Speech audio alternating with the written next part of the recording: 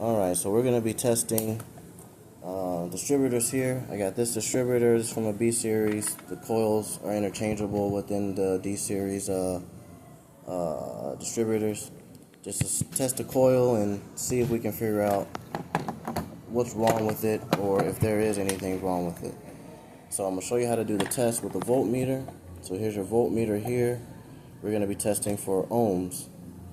So if we're testing for ohms here, you want to put it to the ohm setting, and then 200 is going to be your lowest setting because that's going to be the range that we're checking for here. So the first thing we're going to do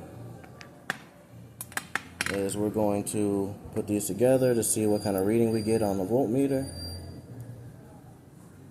So we get a 4.3. So then we're going to go to terminal A here, which is going to be this top one. Turn that a little bit. Which is going to be this top one here, and then this bottom one is terminal B. So we put these two together.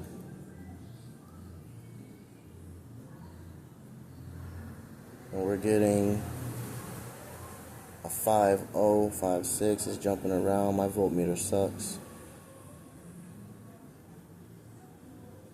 So 5.1, right? Put this together again, and we get a 4.3. So that's going to be what? 5.3. Hold on. Let me do the math in my head. So 4.3 here, and then we got, come on, 5.1, so 7, so 0.8 ohms.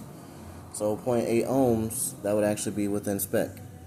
So now we want to test the secondary winding, which to test the secondary winding, we're going to put this in 20K because it's going to be the range with the spec range we're looking for. And then we're going to go check here with terminal A. Put this back a little bit. Terminal A, which is going to be here. And then the secondary winding. So we'll move this a little bit, which is going to be the coil, this part that sticks out. So we put our test here, and we put it in here. So we're getting 16. So 16, I already know that's within spec.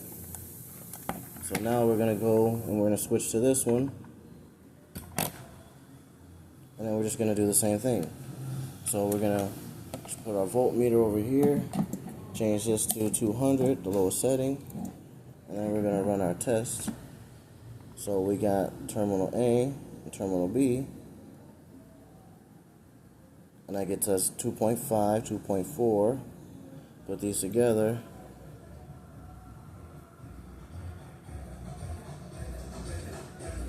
Alright, it's all over the place. Hold on. Put these together. So 1.9, 1.8, 1.5, 1.5. So 1.5. So 1.5, and then we put these here again. And we got 2.1, so that's 0.6 ohms. That's perfect, right? So that's good. So let's go ahead and do 20K, and we're going to test the secondary winding here on this coil. So we put that in terminal A, and then here in the coil. Okay.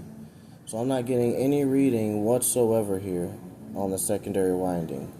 So that lets me know that this coil here is bad, right? Because I didn't get any reading. So now we're just going to do a retest on this one just to make sure it's not my cheap voltmeter.